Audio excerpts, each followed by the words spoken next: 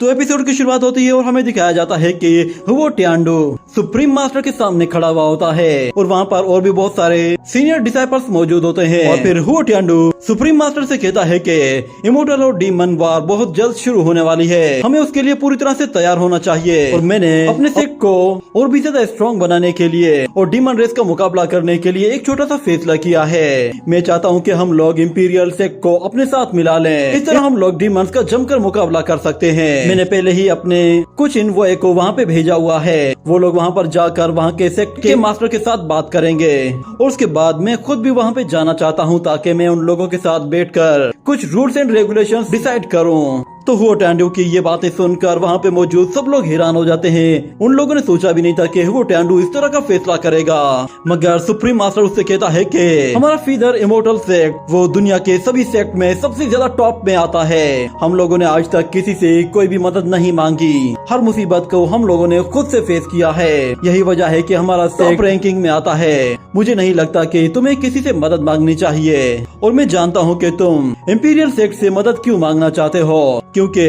वो साउथ सी का सबसे बड़ा सेक्ट है और उन लोगों के पास एक इमोर्टल फर्नेस भी है। खैर वैसे भी हमारे सेक्ट को इस वक्त एक बहुत बड़ी मुसीबत का सामना है और हमारे पास इस वक्त जितने ज्यादा अलायंस होंगे हमारे लिए उतना बेहतर होगा। और इस वक्त इंपीरियल सेक्ट एक काफी अच्छी पोजीशन पर है, हमें उनका साथ चाहिए। अगर वो हमारा साथ देना चाहे तो इसमें कोई भी बुराई नहीं है, मगर मैं एक बात कहना चाहता हूँ, आखिर तुम इस बात पर कैसे श्योर हो कि वो लोग हमारा साथ देंगे? क्या तुम इस बात की कोई गारंटी देते हो कि वो लोग हमारे साथ किसी किस्म का कोई धोखा नहीं करेंगे? तो हुओ टियांडो कहता है कि मास्टर मैंने कुछ रूल्स एंड रेगुलेशंस बना लिए हैं और उनके बिहाफ पर ही मैं उन लोगों के साथ बात करूंगा। आप बस एक मर्तबा परमिशन दे दीजिए, उसके बाद उन लोगों को अपने साथ मिलाने का काम मेरा है। ये सुनकर सुप्रीम मास्टर कहता है कि ठीक है, तुम आगे बढ़ो, मेरी तरफ से परमिशन है। ये सुनने के बाद हुओ टियांडो कहता है कि ठीक है, मैं इसी वक्त जाता हूँ। और अगले सीन में हमें लोंगशुआन को दिखाया जाता है, वो अपनी शिप को लेकर वहाँ से काफी दूर निकल आई थी और वहीं पे हम लोग फेंग हान और फेंग शाओलिन को भी देखते हैं। वो दोनों ही अपनी एनर्जी को रिकवर करने की कोशिश कर रहे होते हैं। जैसे ही वो खुद को हील कर लेते हैं तो फेंग शाओलिन कहती है कि फेंग हान आखिर तुमने मुझे क्यों बचाया? तो फेंग हान कहता है कि क्या मतलब क्यों बचाया, क्या मुझे कुछ और करना चाहिए था? तो फेंग शाओलिन कहती है कि तुम मिस्टिक रियलम के वॉरियर हो और तुम एक सर्वेंट के लिए अपनी जान को दांव पे कैसे लगा सकते हो? और वैसे भी मैं उस स्नेक के मुंह में तो तुम्हारी वजह से ही गई थी, इसलिए तुम्हें मुझे बचाना तो था ही, वरना मेरी मौत के जिम्मेदार भी तुम ही होते।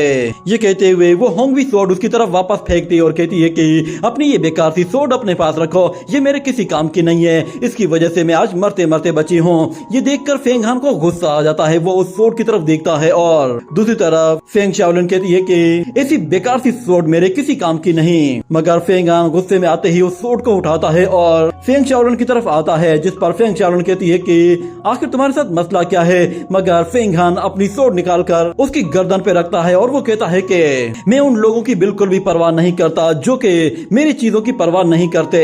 ये सोर्ड मेरे लिए बहुत ज्यादा इम्पोर्टेंट है, इसलिए इसे संभाल के रखो, आइंदा इसी गलती की तो अच्छा नहीं होगा। ये कहते ही वो सोर्ड उसके पास थमा देता है, जिस पर फेंग शाओलिन भी कहती है कि ये क्या मुसीबत है। मगर फिर फेंग हान सीधा लोंगशुआन के पास चला जाता है तो लोंगशुआन उससे कहती है कि सिचुएशन कैसी है, तुम ठीक तो हो ना? तो वो कहता है कि मैंने खुद को रिकवर कर लिया है। तो लोंगशुआन कहती है कि तुमने उस जायंट स्नेक को काफी इंजर्ड किया था, मगर उसके बावजूद भी वो डीप सी के अंदर चला गया है, जिसके बाद वो खुद को बहुत जल्द रिकवर कर लेगा। मगर इंजर्ड होने के बावजूद भी वो इतना ताकतवर है कि हम लोग उसे फिर से अगर पकड़ने की कोशिश करें तो वो हमारे लिए और भी ज्यादा खतरनाक हो सकता है। ये बात सुनकर फेंग हान भी कहता है कि हाँ, उस किंग स्नेक को तो पकड़ना वाकई में बहुत ज्यादा मुश्किल है। मगर फिर फेंग शाओलिन उन लोगों से कहती है कि मैंने तो तुम लोगों से पहले ही कहा था कि उस स्नेक से दूर रहो, वो एक खूंखार बीस्ट है और मुझे लगता है कि अगर वो जायंट स्नेक मेरे सामने दोबारा आ गया तो मैं उसकी खाल उधेड़ कर रख दूंगी। मगर फिर लोंगशुआन कहती है कि अब ये सब कहने का कोई फायदा नहीं, क्योंकि वो जायंट स्नेक तो कहीं चला गया है और हमें पता भी नहीं कि वो कहाँ है, हमारे पास उसके कोई भी ट्रेसेस नहीं है। मगर फेंग हान कहता है कि मैंने उस जायंट स्नेक की बॉडी के साथ अपना ट्रेस मार्क छोड़ दिया है, जिसकी वजह से वो जहाँ भी जाएगा मैं उसे ट्रेस कर लूंगा। लूंगा। ये कहने के बाद वो उस जायंट स्नेक की तरफ जाने लगते हैं और दूसरी तरफ हमें एक और शिप को दिखाया जाता है जो कि शाओशी की शिप होती है। वो एक स्लीपलेस आइसलैंड में आ पहुंचता है और उन लोगों से कहता है कि तुम भी आ जाओ। फेंग किंगवी, जी नांटियान और जियांग कोंग तीनों ही उसके साथ उस आइसलैंड में चले जाते हैं जहाँ पे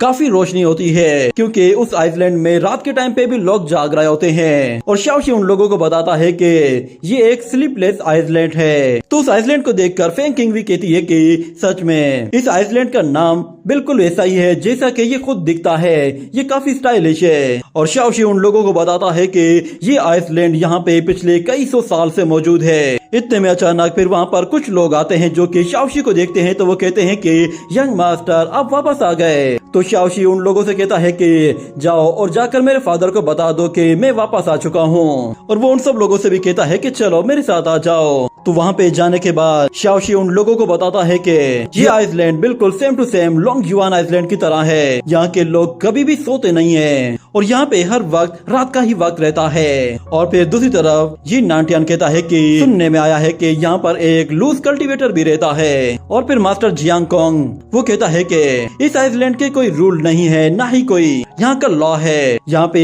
कभी भी किसी भी डीमन को मारा जा सकता है अगर उससे कोई फायदा हो रहा हो, वरना यहाँ पे किसी को भी मारना अलाउड नहीं है। मगर जी नांटियान कहता है कि ये आइसलैंड काफी ज्यादा लग्जरी है। मगर दूसरी तरफ शाओशी उन लोगों को बताता है कि मेरी मदर वो यहाँ पे एक गॉड की तरह है क्योंकि वो लिंग लॉन्ग पैराडाइज की डिसाइपल है। उन्होंने ही अपने फादर के साथ मिलकर इस आइसलैंड को बनाया है। और दूसरी तरफ हम लोग शाओशी के फादर को देखते हैं, वो उसे देखकर बहुत ज्यादा खुश होता है और कहता है कि फाइनली तुम वापस आ गए। तुम दिखने में तो काफी अच्छे लग रहे हो, पर लगता है कि शायद तुम इस मर्तबा अपने क्लासमेट्स को भी साथ लेकर आए हो। मुझे बताओ ये कौन लोग हैं? तो शाओशी उन लोगों का इंट्रोडक्शन करवाता है और कहता है कि ये मास्टर जी नांटियान है और ये है मास्टर जियांग कोंग। और फिर वो फेंग किंगवी का इंट्रोडक्शन कराता है और कहता है कि इसके बारे में मैंने आपको बताया था कि ये फेंग किंगशी की सिस्टर फेंग किंगवी है। ये सुनकर उसका फादर कहता है कि ओ अच्छा, तो ये खूबसूरत सी लड़की उसी फेंग किंगशी की छोटी बहन है जिसके बारे में तुम हमेशा बात करते हो। चलो सब लोग मेरे साथ अंदर आ जाओ। ये कहने के बाद वो लोग अंदर जाने लगते हैं तो किंगवी शाओशी से कहती है कि तुम्हें मेरी सिस्टर का नाम लेना जरूरी था क्या? तो शाओशी कहता है कि तुम तो गुस्से में और भी खूबसूरत लगती हो। और फिर अगले सीन में हम देखते हैं कि आइसलैंड मास्टर उन लोगों को अंदर लेकर आता है और उन सबसे कहता है कि यहाँ पे बहुत सारी जगह है बैठने के लिए, सब लोग बैठ जाओ। तो मास्टर जियांग कोंग फौरन से वहीं पे ही बैठ जाता है। मगर इतने में जी नांटियान उससे कहता है कि आप तो बहुत ज्यादा बिजी बंदे हैं, पर शुक्र है कि आप इतने ज्यादा टाइम तक हमारे लिए वेट कर रहे थे और वो भी इतनी ठंडी ठंडी हवा में। सच में मैंने ये एक्सपेक्ट नहीं किया था। ये बात सुनकर वो मास्टर कहता है कि लगता है तुम्हें शायद कोई गलत फहमी हुई है, तो बैठ जाओ फिर बात करते हैं। ये कहने के बाद वो खुद भी एक कुर्सी पर जाकर बैठ जाता है और फिर जी नांटियान से कहता है कि तुम भी बैठ जाओ। ये सुनकर जी नांटियान बैठ जाता है और फिर वो अपने बेटे से कहता है कि फिर जी नांटियान कहता है कि मैंने ये सुना है कि फेंग हान भी उस आइसलैंड की तरफ गया है, हो सकता है कि गुइशु आइसलैंड में हमारी उसके साथ मुलाकात हो जाए। फेंग हान का नाम सुनते ही वो मास्टर कहता है कि शाओशी ये फेंग हान कौन है? तो वो फेंग हान के बारे में बात करने ही वाला होता है कि ये नांटियान कहता है कि शाओशी अपने फादर को बताओ ना कि फेंग हान ने तुम्हें किस तरह इंजर्ड किया था। ये सुनकर शाओशी गुस्से में आ जाता है, मगर उसका फादर कहता है कि मुझे बताओ कि क्या मसला है। तो शाओशी कुछ कह पाता इससे पहले ही फेंग किंगवी कहती है कि वो फेंग हान बहुत ही ज्यादा मतलबी। वो अपने बेटे से कहता है कि तुम कुछ देर के लिए सब्र कर जाओ क्योंकि बहुत जल्द यहाँ पर एक बहुत बड़ा इवेंट होने वाला है। सभी सी सेक्ट के मास्टर्स यहाँ पे आने वाले हैं, तो यहाँ पर एक बहुत बड़ी सेरेमनी ऑर्गेनाइज की जाएगी और उस मीटिंग के बाद फिर मैं फेंग हान को भी अच्छा सबक सिखाऊंगा। ये बात सुनकर शाओशी कहता है कि यहाँ पर एक ग्रैंड सेरेमनी हो रही है, ये तो फिर बहुत ही मजे की बात है क्योंकि हम लोग भी उसमें पार्टिसिपेट करना चाहते हैं। मैं अपने दोस्तों को लेकर पार्टी के लिए जरूर आऊंगा। ये सुनकर उसका फादर कहता है कि ये तो और भी अच्छी बात है। और फिर अगले सीन में हमें दिखाया जाता है कि वो इवेंट शुरू हो जाता है और वो मास्टर सब लोगों को कहता है कि तुम सब लोगों को मैं यहाँ पर वेलकम करता हूँ, तुम लोगों ने आकर मेरी इज्जत को बढ़ा दिया है। और फिर वो सब लोग एक एक करके आपस में बातें करना शुरू करते हैं और कुछ देर तक ये बातें यूं ही चलती रहती हैं। वो लोग असल में अपनी पर्सनल बातें कर रहे होते हैं जिसकी वजह से ये बातें बताना जरूरी नहीं है। मगर अचानक से फिर वहाँ पर हमें एक और वॉरियर को दिखाया जाता है जो कि जोर जोर से हंस रहा था। वो जैसे ही अंदर आता है तो वो सब लोग उसे देखकर हैरान हो जाते हैं, क्योंकि वो बंदा शक्ल से ही एक लुटेरा लग रहा था। वो लोग कहते हैं कि आखिर ये बंदा यहाँ पे कैसे आ गया, मगर दूसरी तरफ वो लुटेरा उन लोगों से आते ही कहता है कि तुम सब लोग ठीक तो हो ना, क्योंकि तुम्हारे चेहरे के एक्सप्रेशन देख के लग रहा है कि तुम लोग परेशान हो। मैंने सुना है कि यहाँ पर एक ग्रैंड सेरेमनी होने वाली है, मगर ये देखकर मुझे बहुत बुरा लगा कि तुम लोगों ने मुझे इनवाइट ही नहीं किया, इसीलिए मैंने सोचा कि मैं खुद ही आ जाता हूँ। जिसके बाद वो मास्टर से कहता है कि ठीक है, तुम यहाँ पे आ ही गए हो तो फिर तुम भी इस पार्टी का हिस्सा बन सकते हो। ये कहने के बाद वो उसे एक वाइन का जार फेंक कर देता है, तो वो बंदा उस जार को उठाकर पीता है और उन लोगों से कहता है कि मैंने सुना है कि तुम सब लोग गुइशु आइसलैंड की तरफ जा रहे हो, वहाँ पर बहुत ही पावरफुल डिवाइन वेपन्स भी मौजूद हैं। ये कहने के बाद वो उस वाइन को उसी मास्टर की तरफ थ्रो करता है, तो ये देखकर उस मास्टर को बहुत गुस्सा आता है, मगर वो अपने उस सेरेमनी को खराब नहीं करना चाहता था, जिसकी वजह से वो शांत हो जाता है। और इस तरफ वो बदमाश बंदा कहता है कि ये वाइन इतनी भी अच्छी नहीं है, मगर मैं तो बस तुम लोगों को ये कहने के लिए यहाँ पे आया था कि हम लोगों को जितना जल्दी हो सके उस गुइशु आइसलैंड की तरफ चले जाना चाहिए। कहीं ऐसा ना हो कि हमसे पहले ही कोई वहाँ पर पहुँच जाए और सारे ट्रेजर समेट कर वहाँ से चला जाए। इतने में फिर वहाँ पर एक सर्वेंट आता है और कहता है कि मास्टर, हमारे वीआईपी गेस्ट आ रहे हैं। ये सुनकर वो बदमाश बंदा कहता है कि अरे वाह, लगता है कि शायद यहाँ पे तुमने कुछ और लोगों को भी इनवाइट किया है। मुझे ये सुनकर बहुत ही दुख हो रहा है, क्योंकि तुम इतने ज्यादा गेस्ट को बुला ही रहे हो तो फिर मुझे भी इनविटेशन लेटर भेज देते, मैं भला यहाँ पे आकर कौन सा तुम्हारा नुकसान कर देता। और मैं तुम्हें यकीन दिलाता हूँ, मैं तुम्हारे उन मेहमानों के सामने कोई भी हरकत नहीं करूंगा, ना ही उन्हें ऑफेंड करूंगा। मगर इस तरफ उस आइसलैंड मास्टर को बहुत ज्यादा गुस्सा आ रहा था, वो नहीं चाहता था कि ये बंदा ज्यादा देर तक यहाँ पे रुके। और इस तरफ ये नाटियन कहता है कि लगता है कि स्लीपलेस आइसलैंड के अंदर एक बहुत ही अच्छा शो देखने को मिलने वाला है। और इस तरफ हमें दिखाया जाता है कि लोंगशुआन उस जायंट स्नेक को ढूंढ रही होती है और फेंगान से कहती है कि उस जायंट स्नेक को हम लोग काफी देर से ढूंढ रहे हैं, मगर अभी तक उसका कोई नामो निशान तक नहीं मिल रहा। तो फेंगान कहता है कि वो जायंट स्नेक काफी ज्यादा इंजर्ड है, मुझे नहीं लगता कि वो ज्यादा दूर तक गया होगा, उसकी बॉडी में इतनी ज्यादा एनर्जी नहीं बची होगी, वो यहीं कहीं आसपास किसी न किसी आइसलैंड में ही छुपा हुआ होगा। ये कहने के बाद उन्हें अपने सामने एक छोटा सा आइसलैंड दिखाई देता है, जिस पर वो लोग कहते हैं कि चलो वहाँ चलकर देखते हैं, वो यहीं कहीं होगा। ये कहने के बाद तेजी से उस आइसलैंड की तरफ जाते हैं और ड्रैगन फेंगान से कहता है कि मैं उस जायंट स्नेक की पावर को फील कर पा रहा हूँ। ये सुनते ही फेंगान लोंगशुआन से कहता है कि सब लोग तैयार हो जाओ,